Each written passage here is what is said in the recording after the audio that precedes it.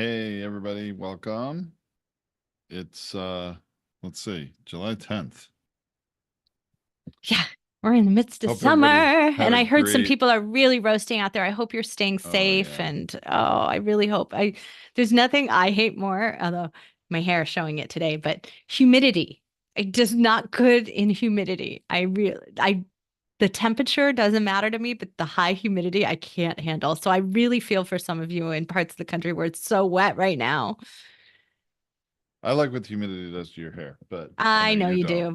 do, but just you know that old Friends TV show that one where what's her name? I forgot her name already. Um What are you talking about? The TV where her show hair Friends? gets bigger and bigger and bigger when they go to the islands. Who is it? Oh, it's Monica. Monica. Monica's hair. Monica's hair. That's my hair. That's what it looks like. It just gets bigger and bigger and bigger the more humidity in the air. I'm lucky I live out west. Yeah. So, anyway, well, how are you all? I know we're in the midst of summer, and a lot of summertime is people rethinking things, having a little time to reflect. We tend to see this at the holiday as well. So, all of our topics at this time of year are focused on that. So, let's get started, Tom, because we're really going to talk about the difference between social media influence model of podcasting and authority influence model of podcasting. Two things are very, very different and require very different strategies. And so we're going to talk about that today. I love it. One note, Nazanin, if you see someone named Betsy join in, she's new, just send her a message when she comes in just to let her know what we're actively doing because she hasn't been here. I think she was supposed to join. In case Yeah, she well, joins for late, those of you let her who know. are new, right? For Well, those of you who are new, who are just seeing us on the live stream for the first time, we're actually in Zoom with our clients at the same time that we are live streaming on, I think we're everywhere. YouTube, LinkedIn, you know where you're watching us if you're watching us on the live stream right now. So you know we're there.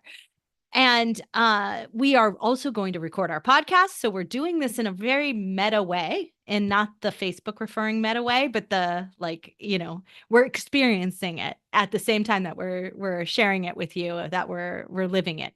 So we are going to start the recording of the Feed Your Brand podcast and the coaching of our clients at the same exact time.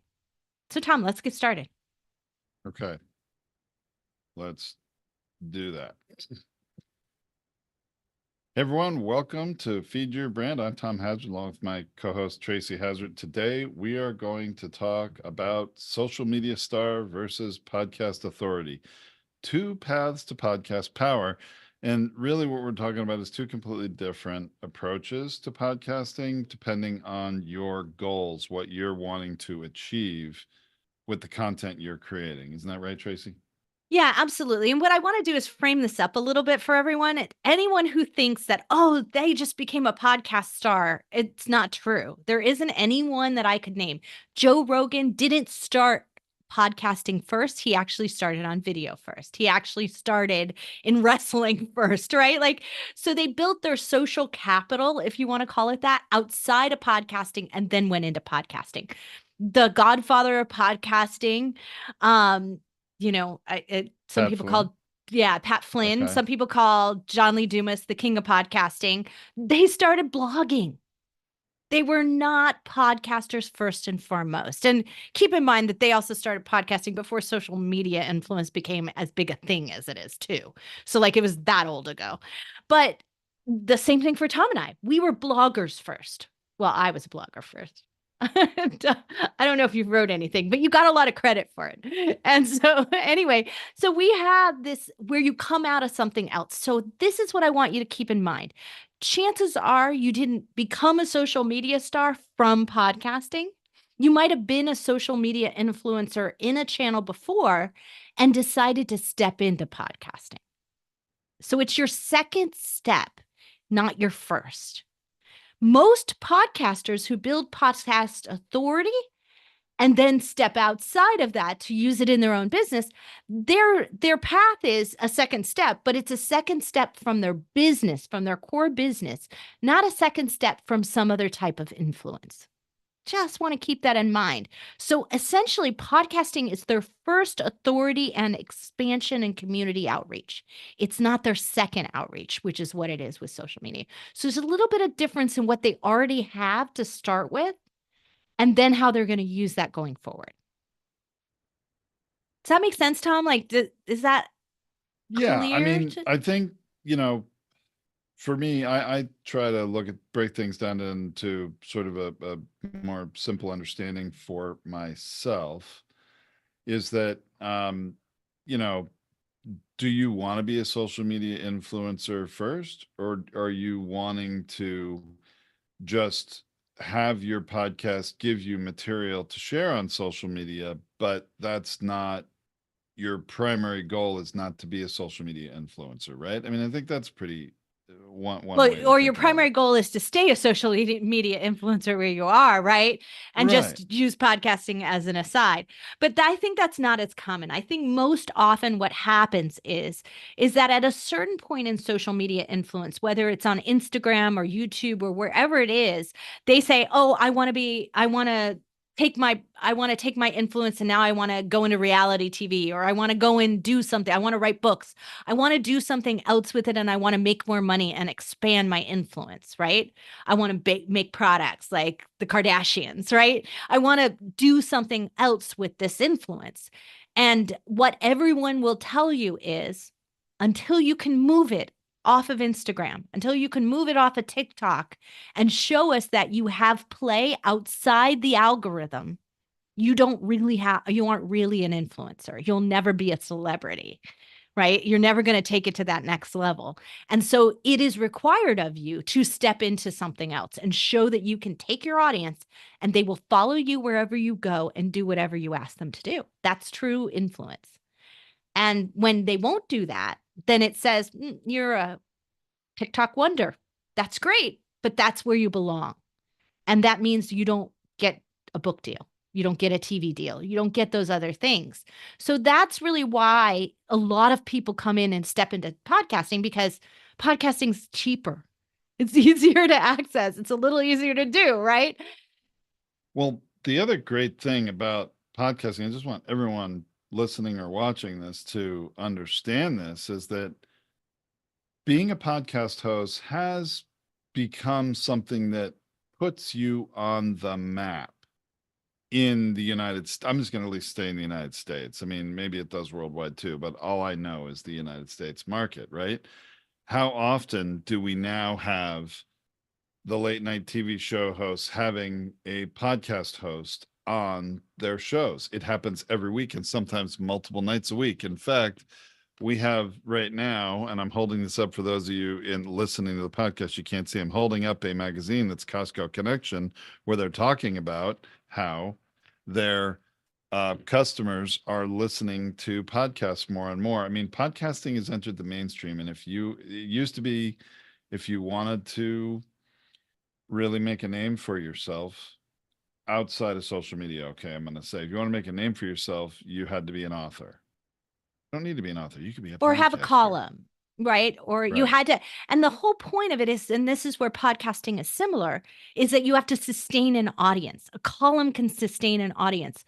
A book in the traditional book publishing world had to sustain book sales, like it had to have enough sales. So it was a sign that you had that level of influence required outside of the whole a platform, right? That's what we call it, really, outside of just the algorithm and just the social media channel itself. And so that's why this is so essential here. But we digress from like the differences between the two right now. So I want to get back to that, Tom.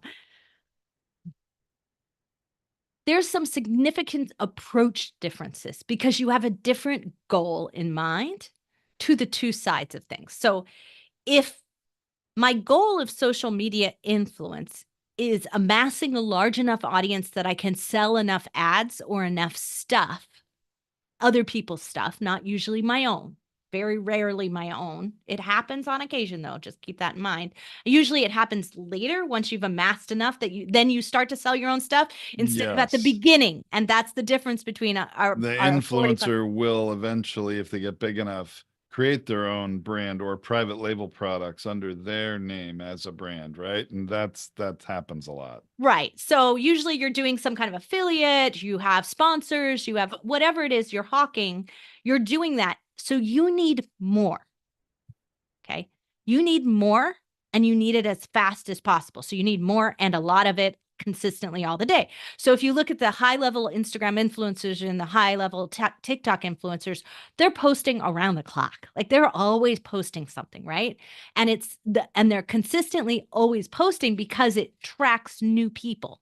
And their goal is to get enough followers, right? You want to get millions of followers because the more followers you have, the more money you make and the more sponsors you attract. So the same focus has to be for podcasting. That means your focus has to be solely on the download numbers.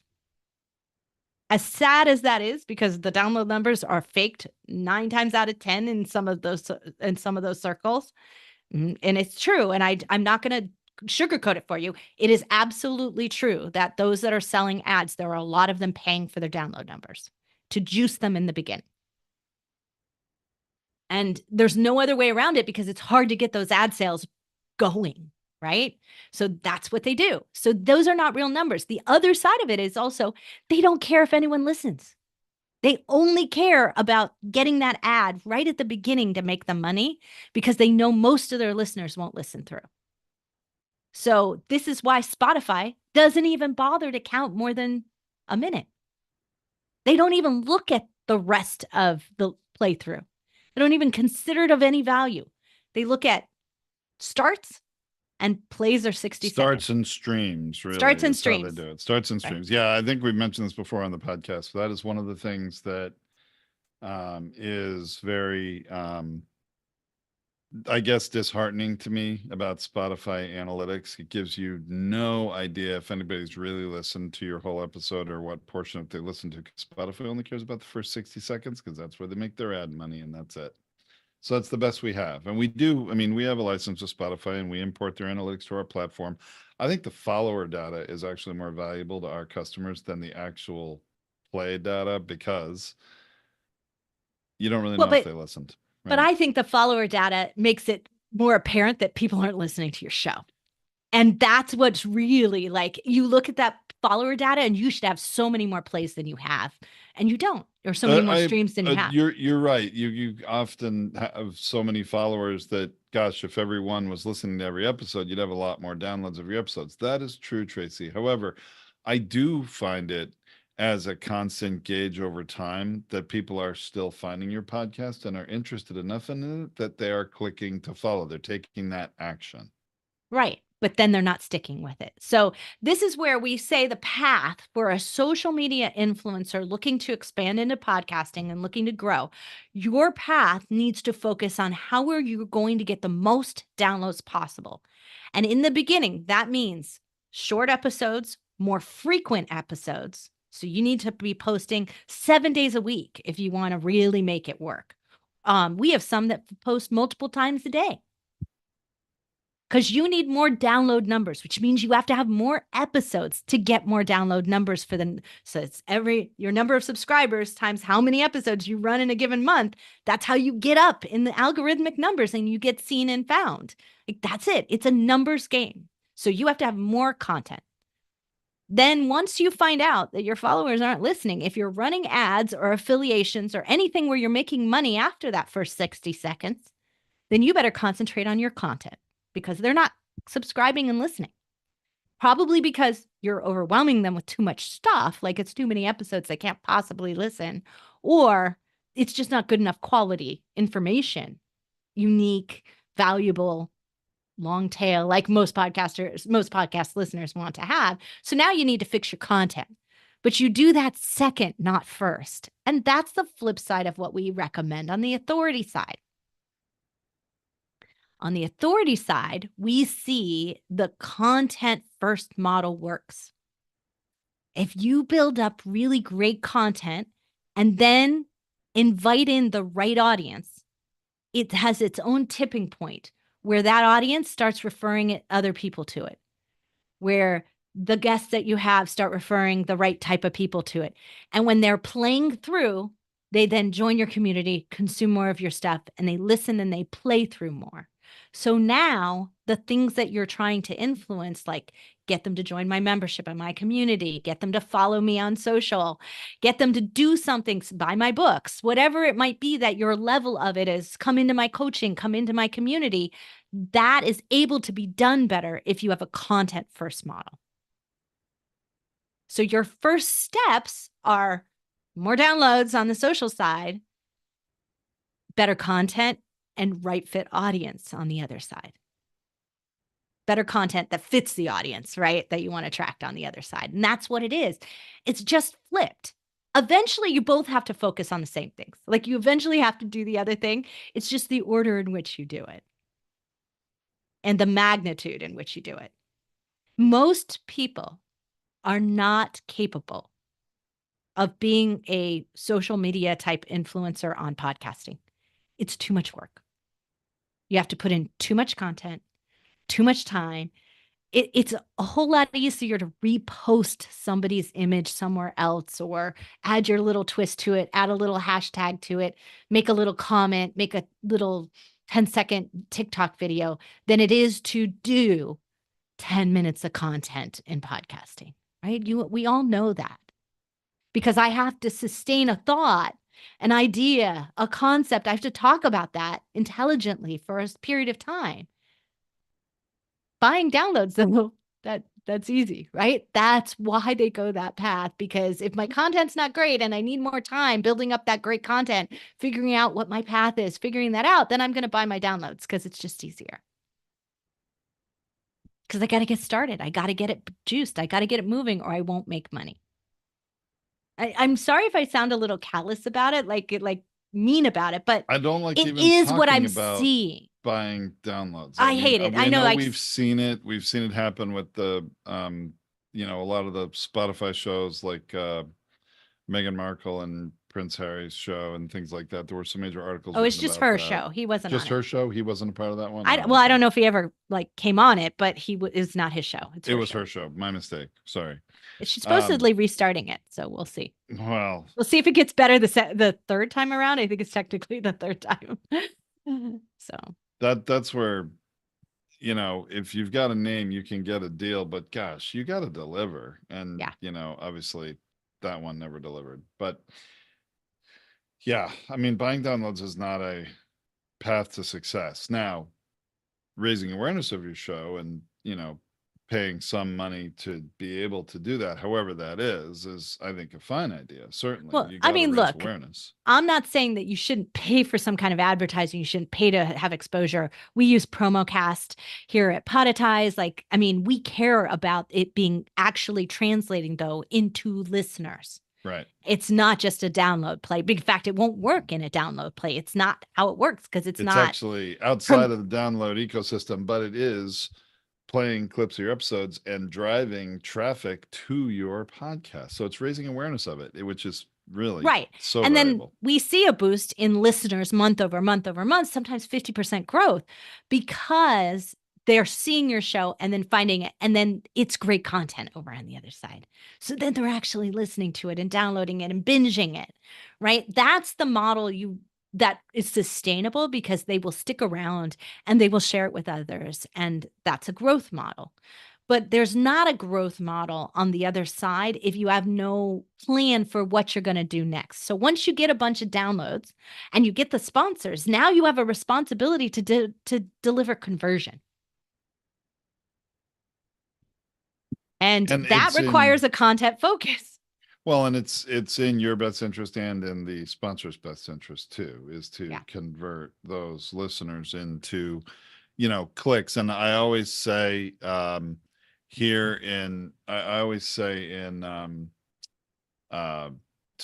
podcasters that you don't have to worry about whether the people that click through from sponsorship of your show, you don't have to worry about after they click through whether they buy it or not, because that's really on the sponsor, on the vendor. If their offer isn't compelling enough, people aren't going to buy. If it is compelling, they're going to buy. And if they're a right fit for it, they're going to buy. Your job is just to raise awareness and get them to click. Boom. That's the value you provide. You've raised interest, you've endorsed it or, recommended it, whatever it is. and converting those people to click to go wherever that sponsor needs them to go. That's your job.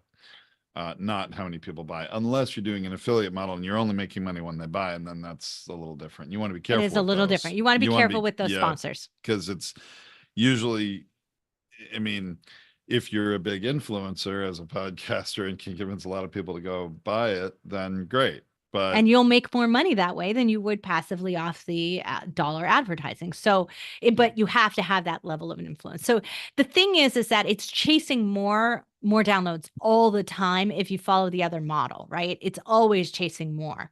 But that's why most of them choose to go into a programmatic ad environment where it only measures whether they streamed it. They never measured whether they listened to the content. You get paid whether they streamed it or not, right?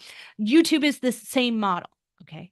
They do not care whether or not somebody watches your video as long as the ads run. Right? They don't care. So it's a secondary model, though, when you start to, like, it always is a model in YouTube to run shorter videos at the beginning of it. When you attract enough audience, the next step to make more money is just to lengthen the videos you have. It's the same model in podcasting. Get started, get them amassed, and then work on the content.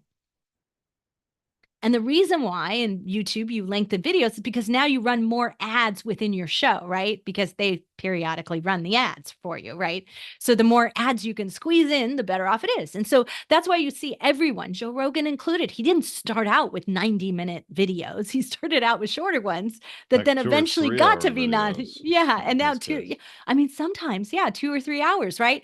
More ads run during that time frame if you could command the listenership to stick around and go for it. But the last thing you'd want to do is create a long video when people are jumping out after a minute. If they're already jumping out, it's a waste of time to create 90 minutes.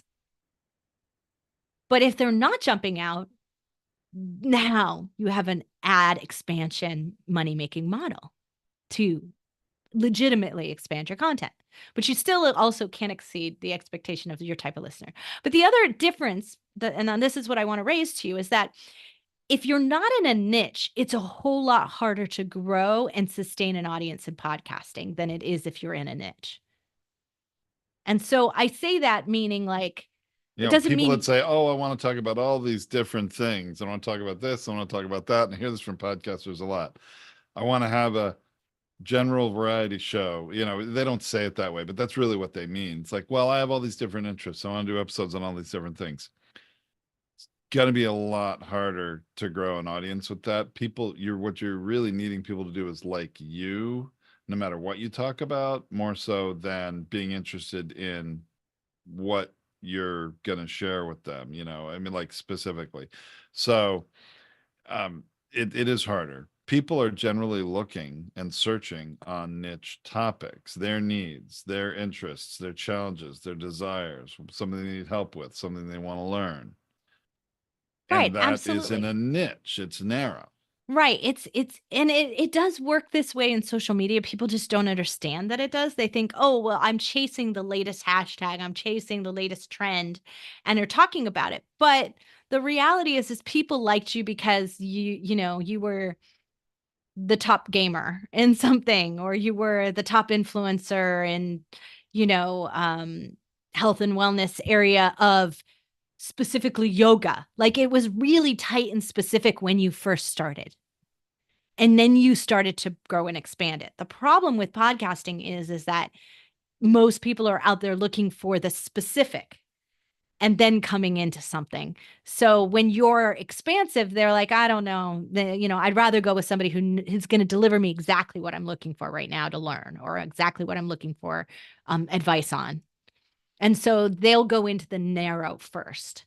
And so your listener base is not as sustainable when you're in the general view, right? And so that's why a lot of social media influencers have trouble with it, because they want to come from one thing to the next, depending on where the ad dollars are coming from. And that requires switching an audience. And that's harder to do, right? Or you're then honestly focusing and segmenting the audience, the subscriber base you have, right? And so you're really only appealing to small percentages of them rather than the general. We made a lot more money off of 100,000 listeners a month in 3D printing than we could talk about anything 3D printing, but it was very specific to 3D printing, right? Than we would have ever made off of millions of dollars talking to general entrepreneurs. Millions of viewers on general entrepreneurship. Never made the same kind of money because every entrepreneur has a different problem. They're at a different stage. They're at a different level, right? So it's just that kind of model is harder if you want that. If that's how you are operating in the social media world, translating that into podcasting, you need to pick the most valuable part of your niche and go there and keep your podcasting on that piece of it. Where are you going to get the most sponsors? Where are the most listeners out of your base? Go into that area of it, not just everywhere. So focus is a little different, but really the business important. podcasters already know that, right, Tom? Because they already have a business and they're trying to focus for a specific user. So they don't have to think about it. They're already focused in it. Yeah. The more easier it is to define your, the easier it is for you to define, your ideal profile listener. And if that's in alignment with your ideal profile customer or your ideal profile customer for your sponsor, I guess, obviously you may have different needs. As long as they're in alignment, that will work very well. Yeah. So just to recap a little, it's like if you're on that social media influencer side, your very first focus and every decision you make about your show needs to be focused on the idea that you need more viewers, listeners, and downloads, right? Like all of those things combined together. Short content, more frequent content, then expand longer. But still remember not to expand out of the attention span of your listener base because that can happen. So sometimes they want longer, sometimes they don't, right? So it just depends on who they are. And then you prove the next method. And that's when then you expand into other things that you might want to do. Like what if you had a website for that and blogged it? What if you had the YouTube channel, right? Like, so you expand outside of it to the next level and the next level to keep that audience buying in all the different places, or get an audience that's only a viewer instead of just a listener with the same content, right? That's how you work less and still and make more money as an influencer, right? You expand into a channel with the same stuff.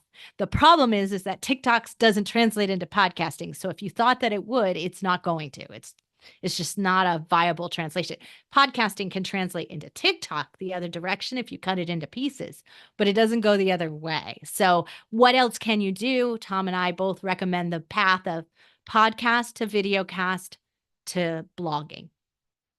Now, reality is it'll be video cast first because you'll record the video at the same time you record the podcast. But it's still like if you're going to do it in a model of like, make sure it works, get it right in podcasting. It's easier to get it right here, then move it into the video side of it and add that as your secondary. And we have a lot of podcasters. We have about 70% right now, 72%, I think it's something like that, who have expanded into video in the last 3 years. They didn't start in video. So it's perfectly viable. And then from video, a lot of new podcasts, I think about 3/4 of new podcasts, maybe even more, honestly, are launching with video from the get-go now. Right. But they're video and audio at the same time. So it's not like you skipped the podcast side of it, right? And you just went straight into it. So anyway, this is the math that really works for you there. On the authority influence side, great content first. That's right fit for an audience. Test and make sure that audience is coming in and getting attracted to it and subscribing to your show. And once that starts working, then you start expanding to a growth strategy of downloads and viewers and listeners. And so you start expanding out of that, but get the right fit first, because if at the end of the day, you meant to attract CEOs and all you, or there, we've had one like this, you meant to attract HR managers. Instead, all you got were poor people who want or trying to get jobs, like, like they were out there, they were looking for work instead of the HR managers, then you haven't gotten the right audience who's going to pay for your business tool, your coach, your whatever that is, Your right? course, You've got whatever. the audience with no money who's you're giving great value to, and you want them to still have that value, but you didn't get your core audience too. And you need to get your core audience. You need to get the ones who are going to buy whatever it is that you have to sell. Make sure that fits first, then expand it. And then expand out. If you aren't doing video, add video. If you are already great, add blogging. Add the things that are going to make a difference to you long term. And then honestly, if it were, and I've seen this again and again, I would choose blogging over social media. It is a whole lot harder to expand into social media if you're not there first than it is to expand into blogging and have that working for you right away for your website. Blogging will sell more stuff and more Blogging will long term. always work. It's just, and the thing is, it's another thing that's created from your spoken content in the podcast. So, I mean, there is work involved in it. Don't get me wrong, unless you're having it done for you. But, and you can pay to have that done for you. That's a big part of what we do. But you need to convert your podcast content into written content for your website that's going to attract people from Google search. And everybody who then visits your site, there are tools that are available that you can data mine anybody who visits your site and get their email address. It's not that hard. And they don't even but have to the opt other in, side but of it, you can also invite them to opt in, obviously, when they get there. right? But the other side of that is that it lives longer. Right? If I'm going to do something that it takes a lot of effort, and it takes a lot of effort to make good Instagram videos and clips and stories that attract enough of an audience that then buys my stuff, right? Like, it's just the conversion factor is so low. It's in the single digits that the time and effort to do that isn't worth the results. When I can 10x that, and it will live around for years on my blog, right? Oh, it will live around for minutes in TikTok. It will live around for hours in Instagram, days on Pinterest, right? In fact, I remember one of our podcasters who has a great show called The Note Closer Show, Scott Carson. He gave us a slide from some conference he attended. There was a slide produced by Google. And I know we have it somewhere because we've used it in some of our own presentations. I have it sitting on the wall right here. Do you? Okay. Which basically tells you about the life cycle of different kinds of content. It's called the relevancy of content types. And, you go from social posts that live, like you said, for minutes to different things that last longer. And the two toward the very bottom, and I forget if they're the biggest two, but podcasts have a very long life of years, and blogs have the longest. So it's a way to, have your content live on forever. And it's true. I mean, I've said it on past episodes, and, we have episodes of Feed Your Brand that we did 6 years ago that are still ranked on the first page of Google search for certain really valuable key terms, keyword phrases people are searching on in Google every month. And that traffic goes to our website. And it's interesting, Tracy, we moved the Feed Your Brand blogs from podetize.com to Podcasters United because we shifted where this podcast content is. And now the Podcasters United blog of that same episode that's over 6 years old is now showing up on the first page of Google for that same search term. It took a couple months for Google to see the adjustment and see it, and then re-ranked it for the same stuff on our alternate website. So the power of this is really the important thing. I'm not trying to brag about this because we do this for all of our customers we do Done For You production for. The blog is incredibly powerful, and it is how you're going to get the greatest value out of every episode. But it's no good if what you talked about isn't relevant today. Because if you're following the trend, if you're just sharing the momentary things, that's not going to work. And that's why you have to have a secondary content strategy as a social media influencer coming onto podcasting, because you have to have something that becomes timeless. But first, do what your goal was, which was to amass an audience. So this is why I want to point this out, because the choices that you make and the recommendations that we make. So if you're listening to our show, I want you to be really clear here. Only once in a while Are we talking to the social media influencer, the social media star view of podcasting? Because it is less than 1% of our client base of the people that we're advising. We do it. We do advise them. Our services are good for them, but their focus is on a completely different thing than the prevailing advice we give to 99% of our client base. It's just different. So when they hear us, they go, "Ah, that doesn't apply to me. Like, that's not what I'm doing," right? Like, so they discount it. You But know, they will eventually have to come to this to stick with it. we've seen a couple of social media influencers try to move to podcasting. They lose interest in it very quickly because you don't have the quick hit of all the likes and all the shares. It takes time. You have to really invest in serving your podcast audience to build it and get the long-term real value out of it. And I think it's easier to sort of go the other way. Establish So I did a podcast. tracking, Tom, because Did you? I did in the early days of the Binge Factor, I was interviewing a lot of social media influencers who were starting their podcasts because it was just kind of like the thing to do at the time when I started the Binge Factor. Like a lot of social media influencers were being advised to do it. And none of them, not one, still has a show today. They were all 100% of them. And I interviewed about 100 total over the entire 500 episodes of the Binge Factor that I've done, or something, 400 or something, because I did some in our show, the Feed Your Brand, before that. And so I had to discontinue their episodes. So like I cut them out because You removed them from the I feed removed them because they're because no they didn't, longer. they're no value that they couldn't stick with it. So if you take their advice, you'd be failing. So I removed them from the show.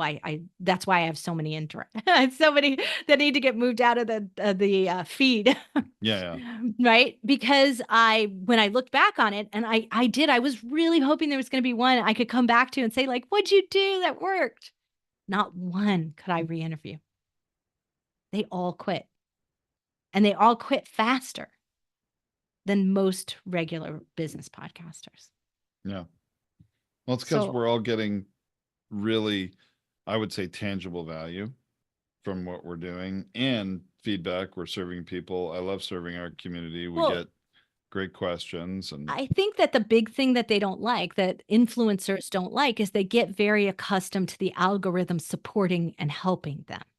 The podcast algorithm is not built to help you, the podcaster. It's built to help the listener.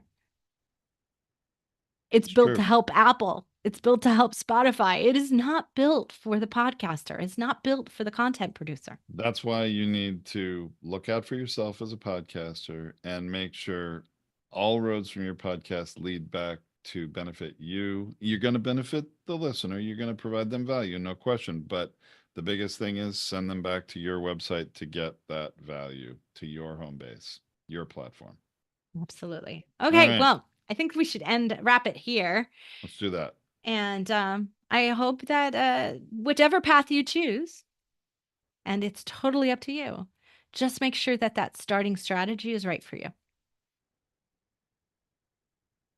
We'll let that be the end of the episode. We'll go into our pre-recorded outro from there. I like that. Sounds good. All right, everyone on social media, we're gonna stay now and have some discussion and answers with our customers live here with us in our Zoom hub. And for the rest of you, we'll